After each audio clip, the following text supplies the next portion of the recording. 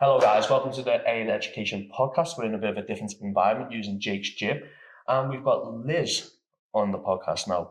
Liz is going to be working with A in Education all on the psychology of coaching and the importance of psychology coaching, because we understand protein, fats, macros, training, X, Y, and Z, but how do we actually get our clients to adhere to it, and the importance of actually understanding our clients is what's going to take your results to the next level. So Liz, do you want to introduce yourself a little bit? Yeah, hi everyone. So I'm Liz, founder of the Transformation Academy, and my mission is really simple. It's to support coaches like yourselves to unlock the skills that you need to, one, know how to coach the individual beyond the programming, and two, understand the essential mindset that you need to get for your clients in order to help them be adherent.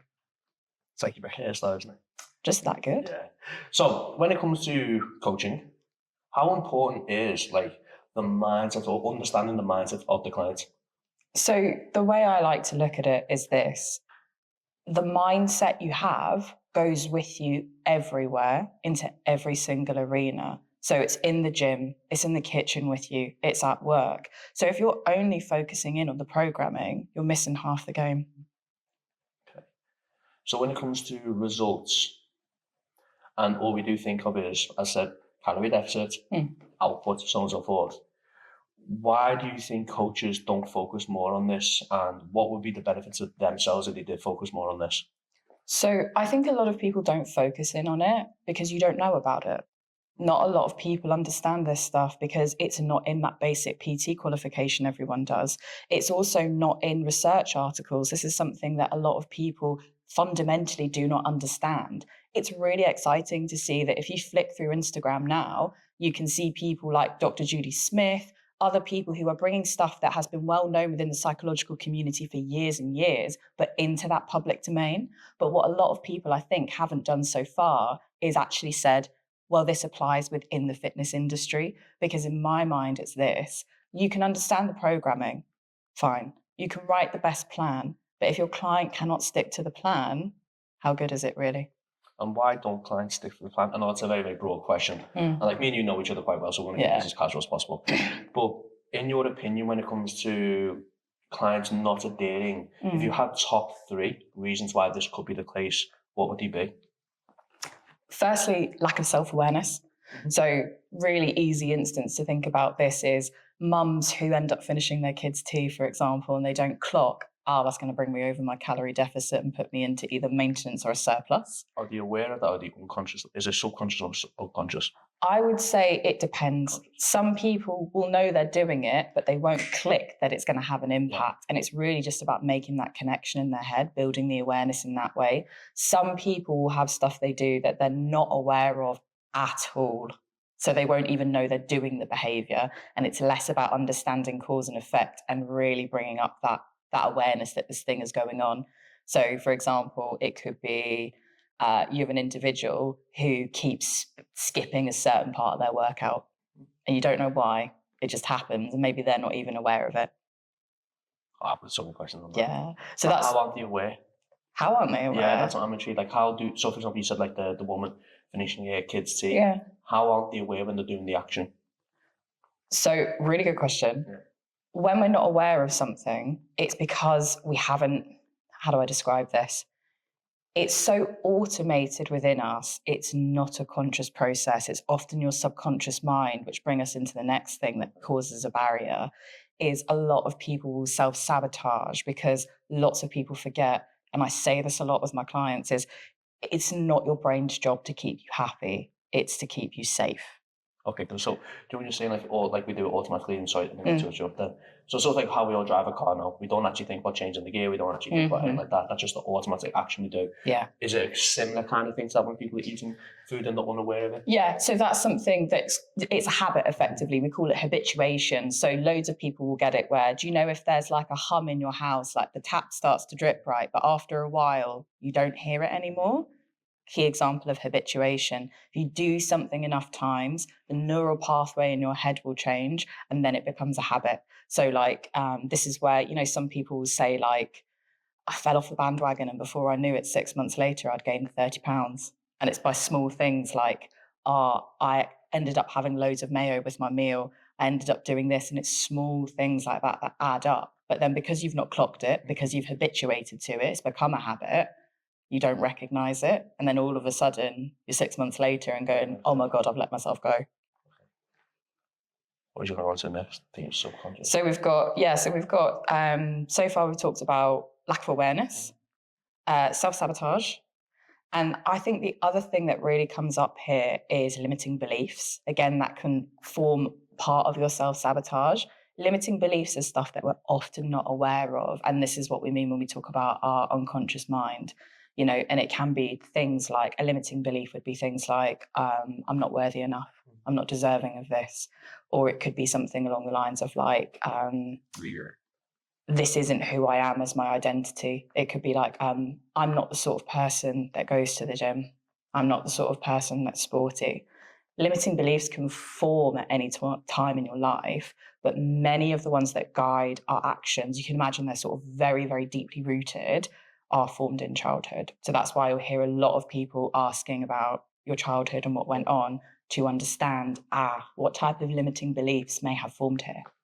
And when it comes to limiting beliefs, I want to wear this question in my head now. Is there a point when, as a coach, you should realise that that belief has been broken down?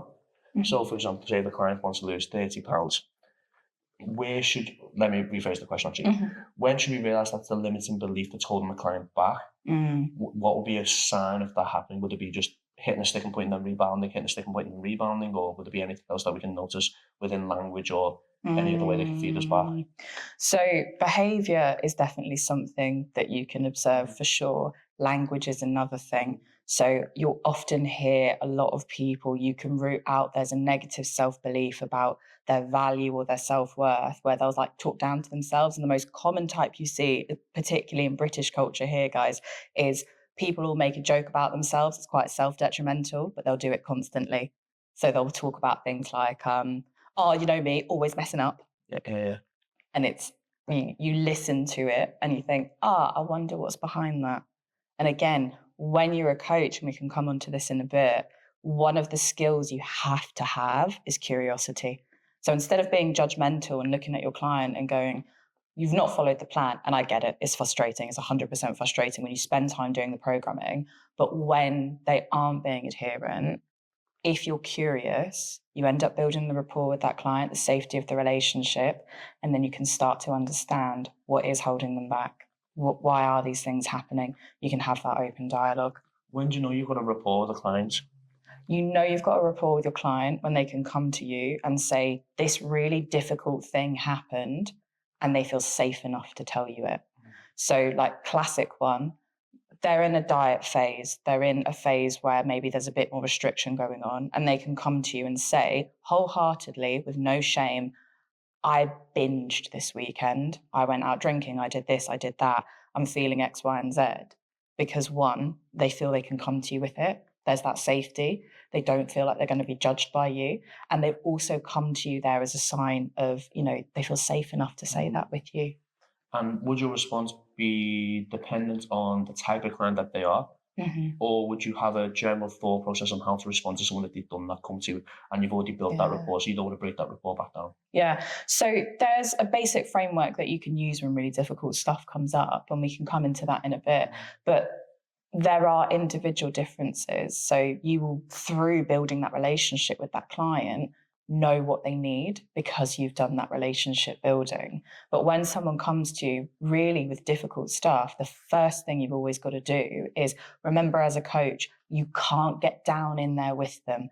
You can imagine it this way. They're at sea in a ship that's sinking right now. If you're in the ship with them that's sinking, what are you going to do? Nothing. You need to be on shore, putting the lifeline out and trying to tow them back in. Could you give us an example of that? So, give me an example. What's one of the really difficult things that's come up on your check-ins this week? Good question. Let's use a client who, it's actually not one of my clients, it's just something I dealt with last night. Post-show, really struggling to stick to the food, rebounded quite, not badly, but rebounded on how they would have liked to. Yeah. Where would you go so where you can relate to them, but at the same time, as I said, you don't want to go down sinking with them? Yeah. What would you do in that situation? So if we imagine they've come to us and they've said something like, I just feel so overwhelmed right now, I can't stop eating, like, and I'm feeling really frustrated by it, you would go something along the lines of like, that sounds really frustrating. I hear you. And it's just that acknowledgement of this is really shit right now. And then it's, how do you feel about it? And it could be like, when I'm in the moment, this and this and this is happening. Okay. And then you get curious. This is where you ask the open questions, and that helps you understand. So I feel really shit when I'm emotional eating. Why do you think you're emotional eating right now? Well, it could be something like, then it leads to, I don't have a goal anymore. I'm feeling really lost. What does it feel like to be lost? I've got no purpose. And then you immediately know as a coach, they need purpose again. They need a goal. So how do we reframe it? When you get really good, you can spot it before it even happens. So you know that at the end of a show, they're going to have no goal. This is going to happen. And you can say, right, so the show is one goal. For the next 2 weeks, the goal is just to level out. And then we're going to do this. But again, you get to know your client. Quite interesting. Right. Is there anything else you'd like to add in regards to why coaches really should focus on this? Mm-hmm. In regards to like mindset in general, like why the Yeah. psychology is really important and not just protein, fats, and carbs and giving people direction. Yeah. It's really simple. If you don't focus on this, what you'll find is that you won't get lasting results. And in turn, that's going to impact your marketability. Mhm. So this is essential to, one, building your business, but also if you want to be a person-centered organization where you have your clients saying things like, I was coached by Ali and it changed my life, that word of mouth will carry, but also people will then view as the person of, it's not an 8-week shred. The minute I stop with Ali, I don't fall off. I need to go to him to sort my life out. And that's priceless. So guys, hope you've all enjoyed this episode. We are very, very excited. I was trying to think what to say there. We are very, very excited to have Liz on the course because, as you can all aware from what she's been saying then, it is going to really, really transform your business to another level. So the results that you're going to be getting are going to be everlasting. And then your retention's going to be greater, so you don't have to carry on chasing clients. So your business is going to be in a better position. But also you're going to be a better coach and you're going to deliver a better service, which is just as important. Can I add one thing? Of course, Sean. When you do this work, it will benefit your clients, but also you can implement these skills with yourself and you will actually find that your journey goes a lot smoother as well. It's almost a self-fulfilling prophecy in that way. I understand you better, and by proxy, I understand myself better, and therefore you can achieve your goals even better. Thank you very much for listening.